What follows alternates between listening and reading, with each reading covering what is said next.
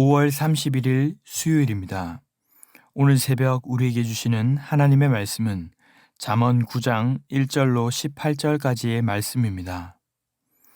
지혜가 그의 집을 짓고 7기둥을 다듬고 짐승을 잡으며 포도주를 혼합하여 상을 갖추고 자기의 여종을 보내어 성중 높은 곳에서 불러 이르기를 어리석은 자는 이리로 돌이키라.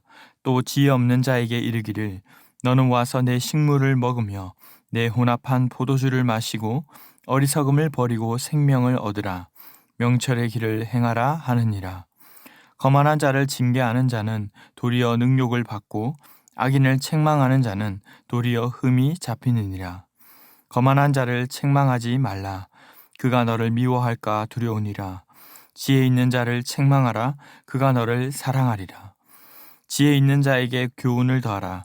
그가 더욱 지혜로워질 것이요 의로운 사람을 가르치라. 그의 학식이 더하리라. 여호와를 경외하는 것이 지혜의 근본이요 거룩하신 자를 아는 것이 명철이니라. 나 지혜로 말미암아 내 날이 많아질 것이요 내 생명의 해가 내게 더하리라. 내가 만일 지혜로우면 그 지혜가 내게 유익할 것이나 내가 만일 거만하면 너 홀로 해를 당하리라. 미련한 여인이 떠들며 어리석어서 아무것도 알지 못하고 자기 집 문에 앉으며 성읍 높은 곳에 있는 자리에 앉아서 자기 길을 바로 가는 행인들을 불러 이르되 어리석은 자는 이리로 돌이키라. 또 지혜 없는 자에게 이르기를 도둑질한 물이 달고 몰래 먹는 떡이 맛이 있다 하는도다. 오직 그 어리석은 자는 죽은 자들이 거기 있는 것과 그의 객들이 스올 깊은 곳에 있는 것을 알지 못하느니라. 아멘.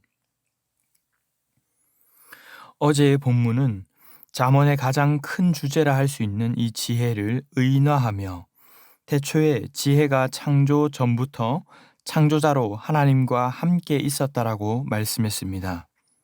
그리고 그 지혜는 결국 그리스도라고 볼 수도 있으며 그 지혜를 얻는 자가 결국 생명을 얻고 복이 있다라고 말씀했습니다. 반면에 지혜를 잃어버리는 자는 자기 영혼을 해하며 사망을 사랑하는 것과 같다고도 말씀하였습니다. 오늘의 본문은 1장 8절부터 시작하여 젊은 자에게 주는 교훈의 15번째 마지막 부분입니다. 1절로 6절은 지혜를 의인화하여 지혜가 어떤 일을 하시는가 어리석은 자를 향해 하시는 요청에 대해 말씀하고 있고 7절로 12절은 교훈에 대한 어리석은 자와 지혜 있는 자의 상반된 반응을 보여주고 있습니다. 그리고 마지막 13절로 18절에서는 음녀 등으로 표현되던 미련한 여인의 유혹 앞에 빠지는 어리석은 자들의 모습을 보여줍니다. 먼저 1절로 3절부터 살펴보시면 지혜는 성실하게 준비하시는 모습을 보여줍니다. 지혜가 그의 집을 짓고 7기둥을 다듬고 7은 완전함을 말하기도 하며 이 집은 음녀의 집과는 대조되는 의미로 완전한 집, 생명으로 인도하는 집을 의미합니다. 이곳에서 지혜는 2절에 짐승을 잡으며 포도주를 혼합하여 상을 갖추고 마치 아버지가 집을 짓고 어머니가 밥상을 차리듯이 먹으라고 열심히 준비하는 모습처럼 보입니다. 그렇게 다 준비한 다음에 3절에 자기의 여종을 보내어 잘 들리도록 성중 높은 곳에서 부릅니다. 돌이키라. 여종을 보낸 것은 간곡하게 요청을 한 것입니다. 너는 와서 내 식물을 먹고 포도주를 마시라. 어리석음을 버리고 와서 생명을 얻으라. 요청하는 것입니다. 지혜의 말씀은 우리에게 영적인 양식과 같습니다. 이를 받는다면, 받아서 먹는다면 살겠지만 그렇지 않는다면 결국 그는 죽을 수밖에 없다라는 것입니다. 앞에서는 지혜가 부른다는 표현들도 여러 번 있었습니다. 지혜는 우리에게 완전한 준비를 해놓으시고 돌이켜서 와서 먹으라고 말씀하십니다. 하지만 앞에서와는 달리 7절에 말씀하는 거만한 자만큼은 답이 보이질 않습니다. 이 거만한 자 루츠는 경멸하다, 모욕하다라는 뜻인데 비판을 거부하고 심판을 조롱하는 자, 즉 책망을 업신여기는 자라 할 수 있습니다. 그는 징계와 책망 앞에서 도리어 능욕하고 흠을 잡고 미워하는 반응을 보입니다. 그러므로 8절은 오히려 지혜 있는 자를 책망하라. 그가 너를 사랑하리라 라고 말씀합니다. 우리가 생각하기에 책망이 필요하다고 느끼는 사람은 오히려 그것을 거부하기에 반대로 지혜 있는 자가 책망을 통해 더욱 지혜로워지고 가르침을 받아 학식이 더해지게 된다고 하는 것입니다. 교만하지 말 것을 경고하시는 무서운 말씀입니다. 그러므로 무엇이 진짜 지혜입니까? 10절은 잠언의 주제와도 같은 말씀입니다. 여호와를 경외하는 것이, 즉 두렵고 떨리는 마음으로 존경하는 것이 지혜의 근본이라는 것입니다. 들으려고 하고 말씀 앞에서 나를 쳐서 바꾸어 나가려고 하는 그 애쓰는 자에게는 생명을 약속하시죠. 11절에 나 지혜로 말미암아 내 날이 길어질 것이요 많아질 것이요 내 생명의 해가 내게 더하리라.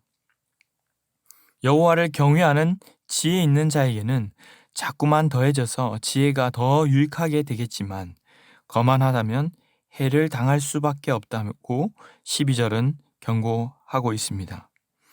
마지막 단락으로 와서는 13절에 미련한 여인이 아무것도 모르면서 떠들어댑니다. 14절에는 자기 집 문에 앉으며 성읍 높은 곳에 있는 자리에 앉아서는 자기 길을 바로 가고 있는 사람들을 부릅니다. 아까 완전한 지혜로 집을 짓고 준비하고 부르시는 것과 비슷한 듯 하면서도 대조되고 있습니다. 어리석은 자는 이리로 돌이키라. 마치 지혜 있는 것처럼 교묘하게 포장해서 말하기를 17절에 도둑질한 물이 달고 몰래 먹는 떡이 맛이 있다 하는도다. 하지만 여기에서 이 어리석은 자들의 특징이 드러납니다. 이들은 정직하지 못하고 또 분별하지도 못한다는 것입니다. 18절에 오직 그 어리석은 자는 죽은 자들이 거기 있는 것과 그의 객들이 수월 깊은 곳에 있는 것을 알지 못하느니라. 그 길로 간다면 죽는 길이고 이미 많은 사람들이 죽어 있는데도 불구하고 알지 못한다고 말씀하고 있습니다. 왜냐하면 그들에게는 주님을 아는 지혜가 없기 때문입니다. 사랑하는 성도 여러분, 오늘 말씀을 묵상하시면서 어떤 생각이 드십니까? 나는 과연 어떤 쪽에 해당하는가? 지혜의 부름 앞에 정직하고 온전히 반응하고 있는가? 아니면 거만함으로 지혜를 거부하거나 거짓 지혜에 속아 넘어가는 자입니까? 오늘 말씀은 우리에게 먼저 지혜의 부름 앞에서 돌이키라고 말씀합니다. 저 역시도 말씀을 준비하면서 나는 말씀을 묵상하고 연구하고 전하는 자이니 말씀을 깨달으려 하고 말씀 앞에 반응하고 있다라고 생각을 했었습니다. 하지만 계속 말씀을 묵상하며 저 자신을 곰곰이 들여다보니 어느새 그저 연구하고 그것으로 내 머리를 채우려고 했지 정말 말씀의 인도함을 따라가려고 하고 있는가? 내 경험과 내 생각과 다른 부분들이 찾아올 때에도 유연하게 받아들이고 따르려고 하고 있는가 하는 질문이 생겼습니다. 지난주일 말씀을 들으면서도 도리어 복을 빌라 정말 억울하고 답답한 때에도 그렇게까지 해야 하는가 하는 마음이 들기도 했었습니다.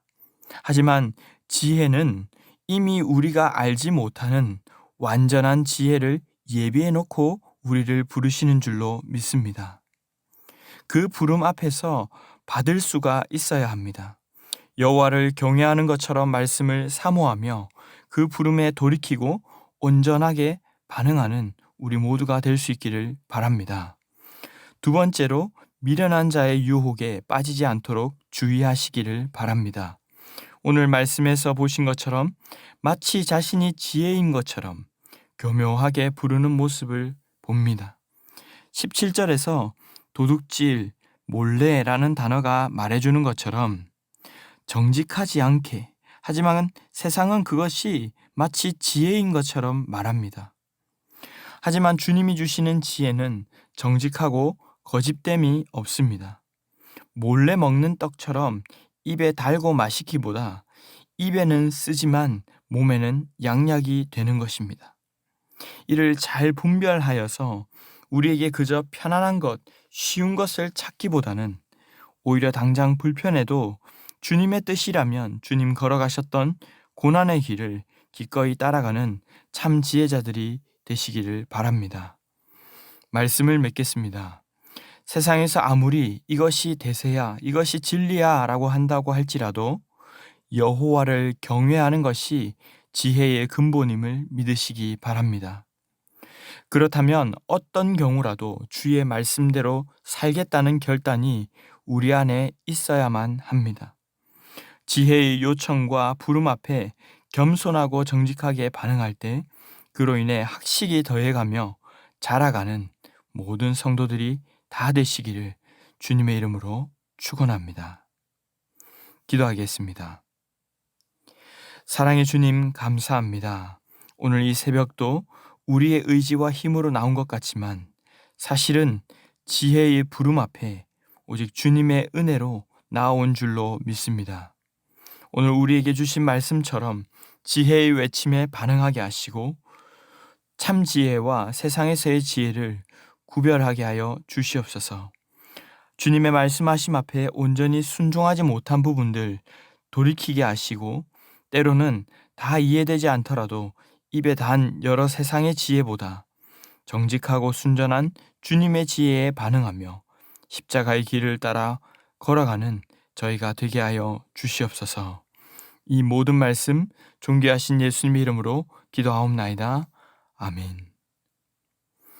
이 시간 함께 기도하실 때 주신 말씀을 붙들고 기도하시고 주간 기도 제목을 따라 전도와 선교를 위해 기도하겠습니다.